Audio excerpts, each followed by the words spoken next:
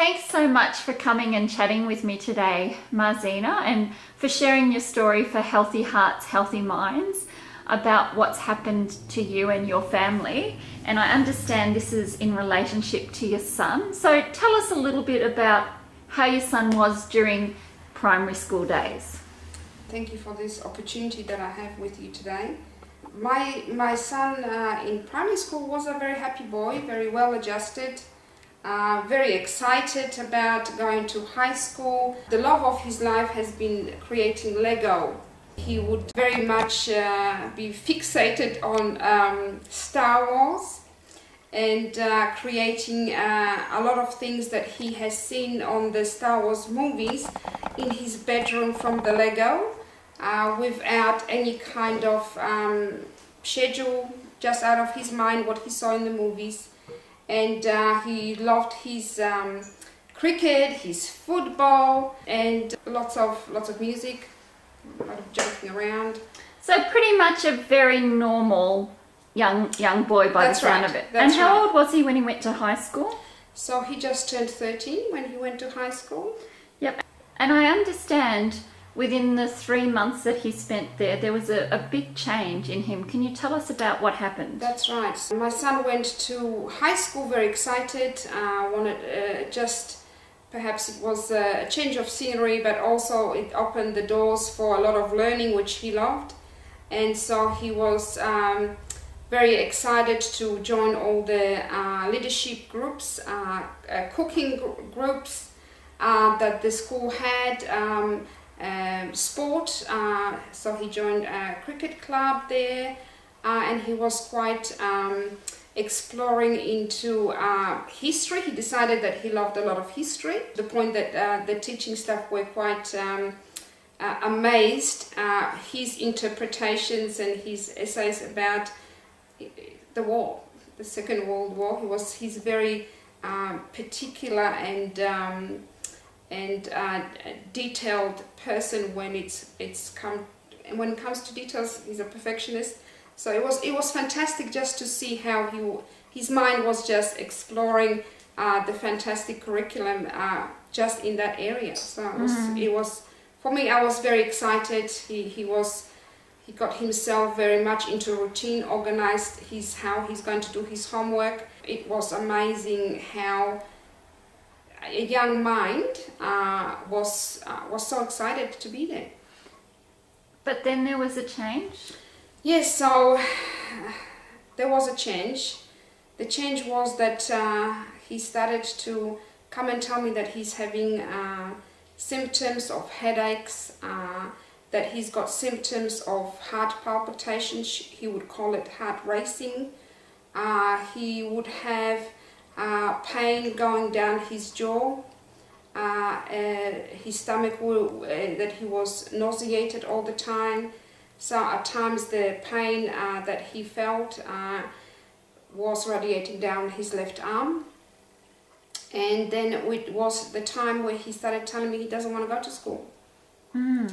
And so I was quite alarmed at all these things that were happening. I tried to explain it at the beginning, that perhaps he's got a virus or he's tired, and then when it was consistent, then I decided, being a nurse, that the symptoms are very cardiac symptoms and that it will be time to take him to the doctors. Yeah, and what did the doctors say?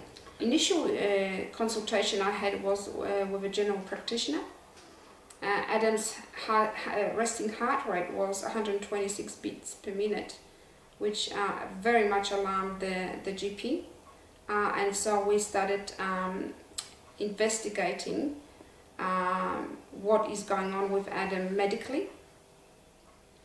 He ended up going to have every diagnostic procedure possible to find out what is happening. Now, in the time that that was happening, the symptoms were very regular. Heart racing, feeling nauseated, like he was going to vomit all the time. He wouldn't eat much. His sleeping was out of whack. He looked like he hasn't slept for months. Dark circles under the eyes. He would withdraw from being present with a family, and oftentimes was going into crying mode about something that for me it was not significant. So he went from being happy, well-adjusted, fairly normal in his personality to becoming crying and fretting about things and Correct. anxious. Yeah. So what was the end result of the doctor's reports? So Diane, just to clarify, he actually ended up being admitted to Monash Medical Centre twice, to emergency rooms with these symptoms. We did diagnostic procedures like the Holter monitor. We've done X-rays, ECGs, and he ended up seeing two pediatric cardiologists. He saw a pediatrician, and so the final stages were to go and have an exercise test done and see one of the best pediatric cardiologists in Melbourne. It was suggested that the physiology of his heart was quite normal, and that perhaps is some kind of anxiety related to school. My son started actually telling us what's going on. He ended up being very emotional, crying through the tears, told us that the school was showing them during school time anal gay sex, that they would be talking about and encouraging behavior of two boys exploring their sexual desires with each other, and if that was something that they were not sure about, that they can go and do the same with the girls or in groups. So from our conversation earlier, I understand they actually showed the act of anal sex. Yes, that's exactly right. Coming from a Catholic background, we've never even talked about things like that. We had in primary school the Catholic Comprehensive Sex Education, which was just talking about puberty, things like that. Things that are related to body changes. This type of things were never talked about because children are not at that age. They're not prepared psychologically, emotionally for this type of conversations. It's more adult content, and so it was very much traumatizing to him. He said that he was when they were showing this kind of movies during different type of lessons, he would put his hands over his head and bow his head down, not to see and not to listen, because it was so traumatic.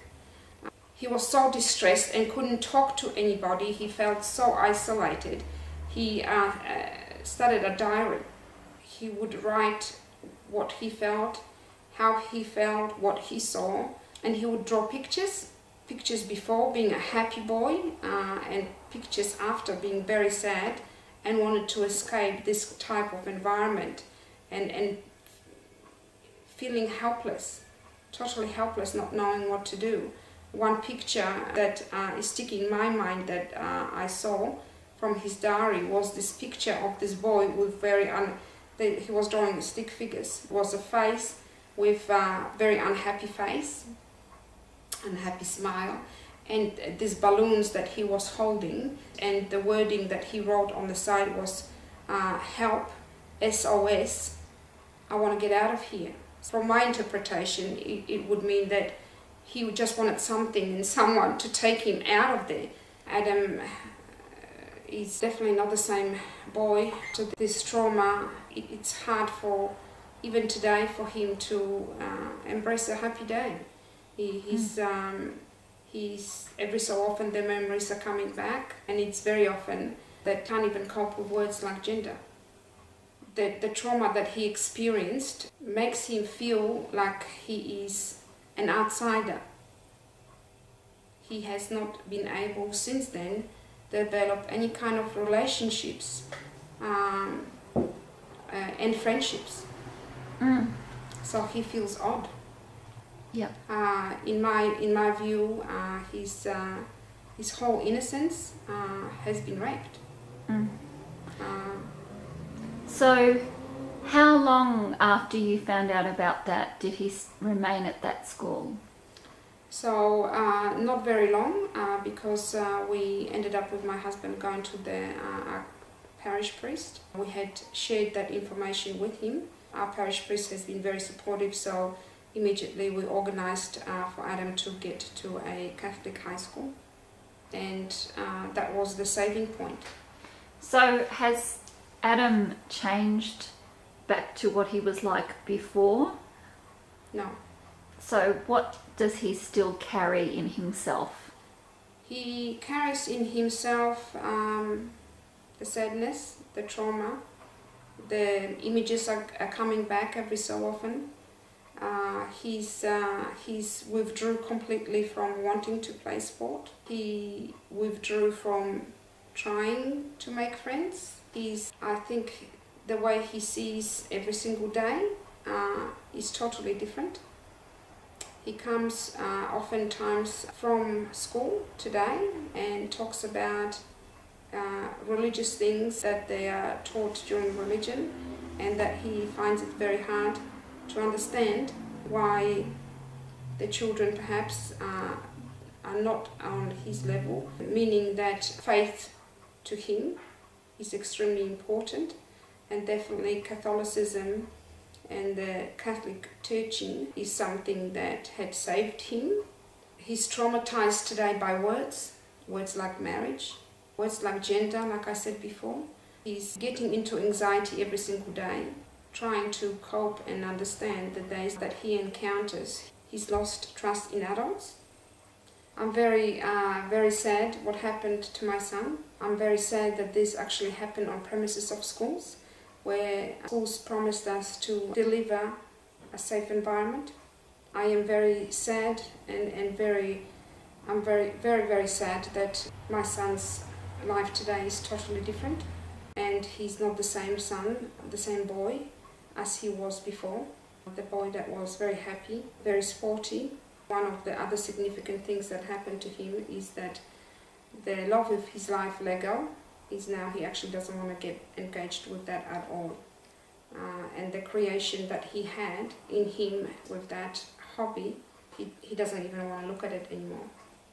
So I am very sad about his future relationships, how he's going to be coping, just interacting with other children. Thanks so much for sharing your story today, Marzena. Thank you, Diane. Thank you. Pleasure.